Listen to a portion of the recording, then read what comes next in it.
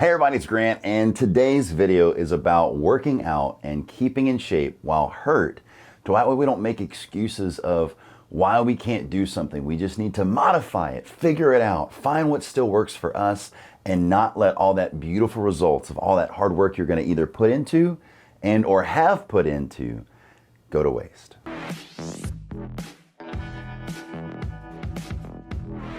So this is just a short and quick video on how you can just make sure you don't let life or something that happened or a tragedy or a physical injury stop you from finishing out, achieving, or starting your goals. I broke my hand practicing Muay Thai without gloves like a moron. This is the second bone I've ever broke in my life. Same hand, I'm pretty sure. Well, first one was my thumb. A basketball got thrown into it. And the second time at 33 years old, I break my hand. First major tip here is, not a pro tip, a rookie tip, wear gloves. So anyway, I was doing things at my home, break my hand, and folks, I was getting to the point where I was probably in the best or one of the best shapes I've ever been in my life. And I tell you, you just can't let this stuff get to you. You can't let yourself get down. And honestly, the video might surprise you on how it all turns out. After literally displacing my hand, not only am I going to have my second bone I've ever broken and I have to be in a cast for anywhere between 4 to 6 weeks, oh no, it gets way worse. I displaced it. We'll have to have surgery. We'll have to have my hand entirely opened up and possibly pins and plates. Pins and a plate. There you go. So just a little backstory, I go to my chiropractor's office on Sunday and say, hey dude, my hand looks like a balloon. Can we take an x-ray? He's like, I don't need one, but that thing's broke. One of my best friends, Brandon, I appreciate you taking care of me. In that same meeting, which I had sold a car to two of the people that were actually in the room, hey, it's good.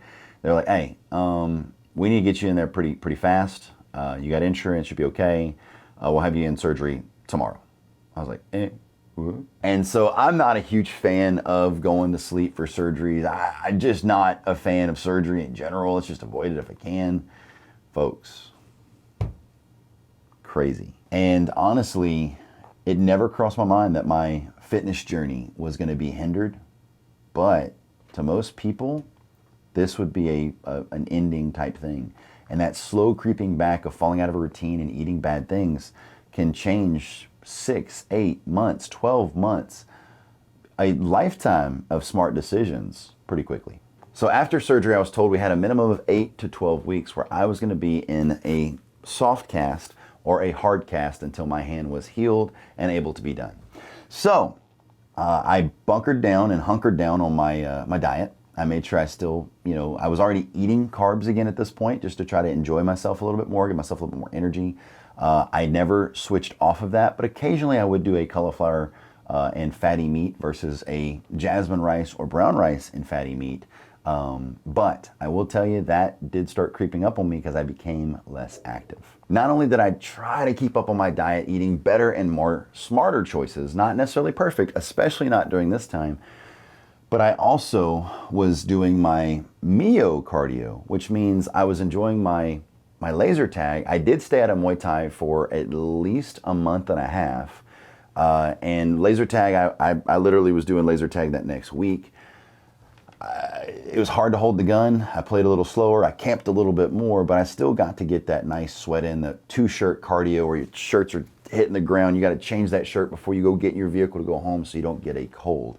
I still did those things. I still kept up with my fun stuff. I also kept a pretty consistent presence in the gym. I was going 3 to 4 days a week because I had to do altered exercises. I made sure I started doing wrist wraps. I started making sure I got me a brace for my hand to put over this because there's a plate in here and I would just do cables. So I did whatever I could do for about 30 to 45 minutes every exercise with cables, just trying to make sure I got that workout in. It was successful. I got that pump going and I really just felt like I was doing something. I didn't feel super accomplished, but I felt like I was getting it in and just doing the best that I could with my circumstances.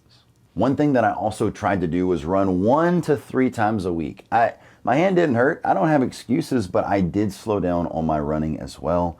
I'm telling you, once you get where you think you're going, it doesn't mean it's time to stop. It means just get that consistent feel of what you can do. Right now, I'm only running 1 to 2 times a week at absolute most, and I need to get my butt back in gear so that way I can be in a shape that would make me happy and appeasing myself. I don't do it for anyone else, but I really enjoyed growing. I really enjoy trying to find that next level of fitness for me where my back doesn't have the too much love on it, right? And I'm telling you, during this time, even though I was still being active and doing a lot of good things, I was doing a lot of things wrong too. Starting to really slow down on the things that made the most progress because they were the hardest. So I will tell you, I was extremely proud of myself for the first 3 months of this injury. My habits had carried me over to where I was only up about 3 to 4 pounds at this point. My body hadn't really looked the same because when you stop working out for literally 5 to 6 months, your body's going to start giving up a lot of that muscle definition that you were doing with those free weights or anything else besides those cables. And at this point, for the first 3 months of this injury, I had kept up with that weight. I was so proud of myself. And I guess my ego said, you can eat those carbs, you can do that little bit. And I didn't fall off the wagon, but I definitely dragged my feet a little bit and jumped off, and about a month later jumped back on. In this time frame, I let it get into my own head where I was going to the gym only 3 times a week, and that was plenty. I was doing my laser tag, and then I got back into Muay Thai, which was such an amazing thing, but I got into Muay Thai after that last month of just being lazy and eating a little too much and snacking, and I got up to about 248 pounds or so. And I'm telling you folks, you know, you don't want to get past that threshold because once you put it back on, your body loves it and it wants it back and it wants to get back to its comfort zone. And that's why me getting close to this year of keeping this weight off, even with an injury, is so very, very good for me because I've proven myself that I can do it. My body's now used to it, and I got to start fluctuating less than 10 pounds or 12 pounds, or at this point, nearly 20 pounds, 18 pounds. And thank goodness I never saw a 250 on that scale, but whoo! So even though I had lost my success, even though I lost my frame of mind and I was eating bad and doing this, and not terrible, but just making way, way more less smart choices. And now, as I saw that, I got back on the train. I started working on it now, and the last things I'm going to tell you is just a few more modifications that I did. I made sure I wore my sling as much as I was supposed to. I made sure I did everything as possible. I made sure if it started hurting, I absolutely stopped because I didn't want to hurt myself worse. In Muay Thai, as soon as this thing was able to be released to start having some impact, I went to elbows. So I would do my elbows. And this, I am a southpaw, so this is my main hand, but I would literally hit that elbow and I got really solid with my elbows, turning my palm up, using that slashing motion. But anyway, I'm just telling you, you had to modify those exercises. You can't not do them. Once you're released, your doctor says, yeah, you can start doing some things, this and that. And I'm telling you, another great thing was because of the plate and the screws, I actually didn't have to wear this very often. I was able to take it off and be able to give myself some mobility. So that way I had less time where my bones and my muscles would atrophy, not my bones, but my muscles would atrophy. I think that's the word for it. And that way I could bend my fingers and start doing some more exercises to get that free range of motion. So hopefully you'll watch this next video of how to get back in shape after being hurt. This video was just about maintaining it. I had gotten back to, 245, but I had started kind of seeing some more muscle tone coming back by getting back in this routine. And truly, hopefully this video just gives you a little tip that there's no excuses, even when you're hurt. Hope you guys have a fantastic afternoon. I will see you guys on the next one, and I 100% believe in you.